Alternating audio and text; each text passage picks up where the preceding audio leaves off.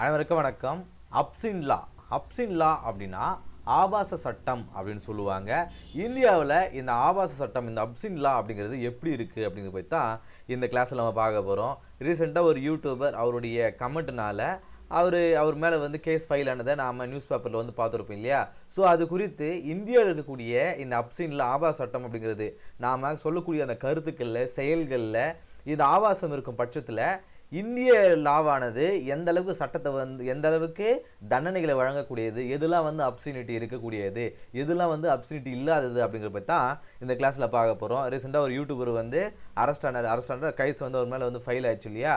So அதன்படி பார்க்கும்போது இந்தியாவில் இந்த அப்சினிட்டி குறித்தான லாஸ் எப்படி இருக்குது, ஸோ அதன்படி நாம் விற்கக்கூடிய ஒரு பொருட்களையோ, சேல்லையோ, இம்போர்ட்லேயோ, அட்வர்டைஸ்மெண்ட்லேயோ, இல்லை டிஸ்பிளே ஆஃப் அப்சீன் மெட்டீரியலையோ, அது எலக்ட்ரானிக் கான்டென்ட்டாக இருந்தாலுமே சரி, இந்த மாதிரியான செயல்களை நம்ம செய்யக்கூடிய செயல்களில் ஒரு வெளிநாடுலேருந்து இறக்குமதி செய்யக்கூடிய ஏதோ ஒரு பொருட்கள்லையோ இல்லை விளம்பரங்களை, ரீசெண்டாக நாம் நிறைய விளம்பரங்கள், டிவி விளம்பரங்களை பார்க்குறோம்.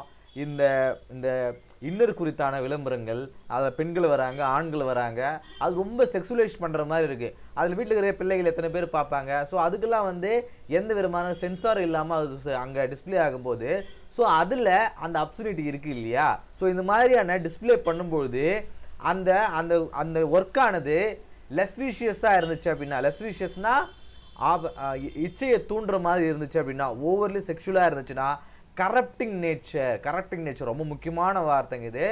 இயற்கை அந்த அந்த தன்மையை பாதிக்கக்கூடிய ஒரு விஷயமா இருக்குது அப்படின்னா, அந்த அந்த மாதிரியான அந்த செயல்களுக்கெல்லாம் பிஎன்எஸ், பாரதிய நியாய சங்கீதா அப்படின்னு சொல்லுவாங்க. ஐபிசியில் வந்து இப்போ சேஞ்ச் ஆகக்கூடிய இந்த பிஎன்எஸ், பாரதிய நியாய சங்கீதாவில் இருக்கக்கூடிய செக்ஷன் 264 இது கேட்பாங்க.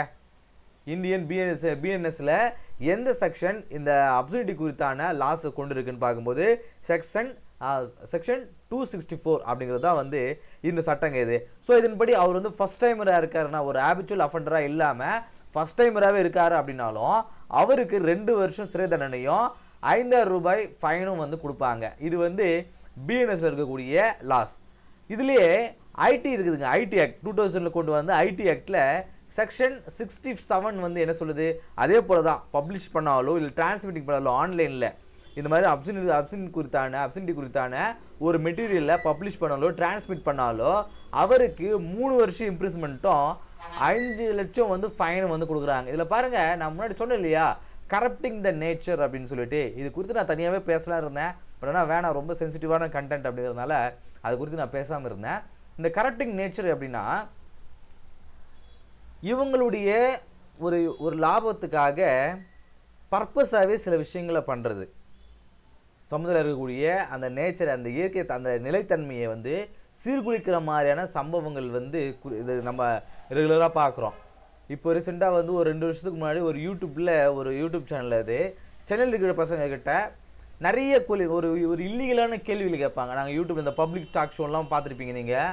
அதில் அந்த கரப்டிங் த நேச்சர், ஒரு குறிப்பிட்ட பெண்கள் இருக்கக்கூடிய ஒரு குறிப்பிட்ட வயதினரை வந்து நீங்கள் எப்படி பார்க்குறீங்க, அவங்களுக்கு குறித்து கண்டன சொல்லுங்கள், இளம் வயது பெண்கள் எப்படி பார்க்குறீங்க, கொஞ்சம் முதிர்ச்சி அடைந்த பெண்கள் எப்படி பார்க்குறீங்க அப்படிங்கிற மாதிரியான கேள்விகளை தொடர்ந்து கேட்கும்போது, ஸோ அது இருக்கக்கூடிய இளைஞர்களுடைய அந்த மனதில் இருக்கக்கூடிய அந்த தன்மையை, அந்த நேச்சரை வந்து கரெக்ட் பண்ணுற மாதிரி இருக்கு இல்லையா?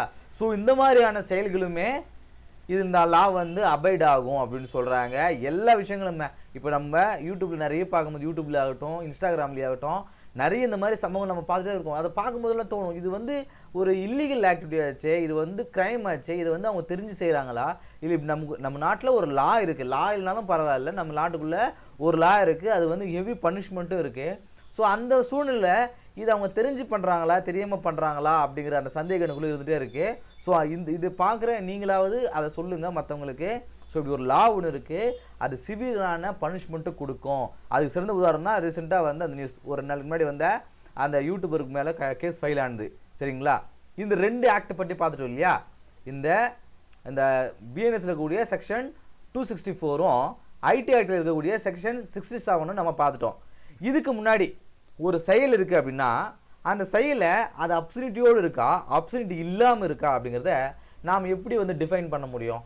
ஸோ அதுக்கு நான் இந்தியாவில் அந்த லாஸ் வந்து எப்படி எவால்வ் ஆச்சு அப்படின்னு பார்க்கும்போது, முன்னாடிலாம் நம்ம ஹிக்லின் டெஸ்ட் அப்படின்னு ஒரு டெஸ்ட்டுங்க. ஸோ இதுதான் வந்து அந்த டெஸ்ட்டுடைய ரூல்ஸுங்க. இந்த இக்லின் டெஸ்ட் அதோடைய ரூல்ஸ். இது வந்து 1800க்குள்ளே எஸ்டாப்ளிஷ் ஆனது, ஒரு இங்கிலீஷில் ஆகுது. ஸோ அதை நாம தான் வந்து யூஸ் பண்ணிகிட்டே இருந்தோம். அதன் பிறகு நாம் கம்யூனிட்டி ஸ்டாண்டர்ட்ஸ் அப்படிங்கிற ஒரு ஸ்டாண்டர்ட் நம்ம ஃபாலோ பண்ண ஆரம்பித்தோம். 2011க்கு 16க்கு பிறகு 16ன்னு நினைக்கிறேன். அதன் பிறகு நாம் கம்யூனிட்டி ஸ்டாண்டர்ட்ஸ் அப்படிங்கிற அந்த டெஸ்ட்டை ஃபாலோ பண்ண ஆரம்பித்தோம். இது வந்து இங்கிலீஷில் அது வந்து இந்தியாவுக்கு பொருத்தமானதாக இருக்காது இல்லையா? ஸோ அதை நாம் நமக்கேற்ற மாதிரி எவால்வ் பண்ண ஆரம்பித்தோம். அதன் போல் changing societal norms and artistic freedoms.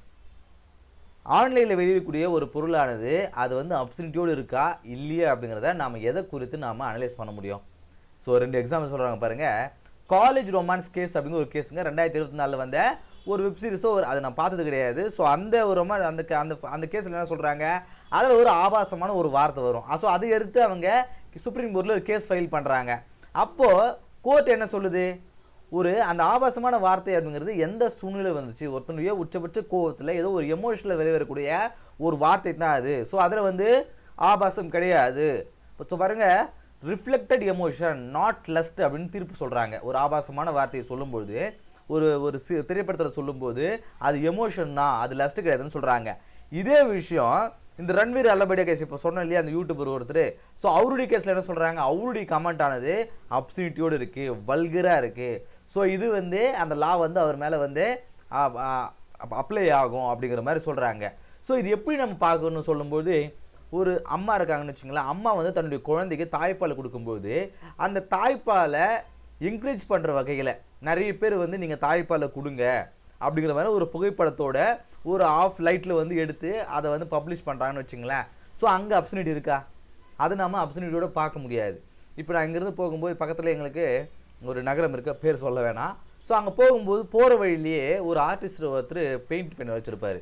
ஒரு அம்மா வந்து தன்னுடைய குழந்தைக்கு வந்து பால் கொடுக்குற மாதிரி ஒரு அந்த பெயிண்டிங் இருக்கும். ஸோ அதில் வந்து ஒரு கவித்துவமான ஒரு கவிதையும் அதில் எழுதி வச்சுருப்பார். அதை பார்க்கும்போதெல்லாம் ரொம்ப அழகிலோடு இருக்கும். அது அங்கே நாம் அந்த அந்த அந்த அதை செக்ஷுவலைஸ் பண்ணி நம்மளால் பார்க்க முடியுமா? பார்க்க முடியாது. அதை செக்ஷுவலைஸ் பண்ணாமல் அவர் காட்டியிருப்பார். அது ரொம்ப முக்கியமான ஒரு விஷயம். அந்த மாதிரி அதை வந்து நாம் அந்த அப்சனிட்டியோட பார்க்க முடியாது. இதே சில விஷயங்கள் யூடியூப்லலாம் வந்து சில பேர் வந்து நம்ம பார்க்குறோம், யாரையும் மென்ஷன் பண்ணி சொல்ல விரும்பல. ஸோ அதை பார்க்கும்போது அதெல்லாம் வந்து கண்டிப்பாக இந்த அப்சனிட்டியோடு இருக்கக்கூடிய ஒரு விஷயங்கள். சரிங்களா? இந்த கிளாஸில் எக்ஸாம் பாயிண்ட் ஆஃப் வியூவில் என்னென்ன கேள்விகள் கேட்கலாம் அப்படின்னு பார்க்கும்போது இன்னும் கேட்கலாங்க. அப்சனிட்டியில் இருக்கிற பிஎன்எஸ்ல எந்த லா வந்து அபைட் ஆகும் அப்படிங்கிற மாதிரி ஒரு கேள்வி கேட்கலாம். அது பிறகு ஐடி ஆக்டில் என்ன செக்ஷன் வரும் அப்படிங்கிற மாதிரியான கேள்வி கேட்கலாம். அது பிறகு என்ன டெஸ்ட் நம்ம ஃபாலோ பண்ணுறோம், இக்லின் டெஸ்ட்டை ஃபாலோ பண்ணுறோமா, கம்யூனிட்டி ஸ்டாண்டர்ட் டெஸ்ட்டை ஃபாலோ பண்ணுறோமா அப்படிங்கிற மாதிரியான இந்த கேள்விகளும் எக்ஸாம்ஸில் வந்து வரலாம். இந்த கிளாஸ் ஆனது உங்களுக்கு யூஸ்ஃபுல்லாக இருந்திருக்கும் அப்படின்னு நம்புகிறேன். அடுத்த சந்திப்போம். நன்றி.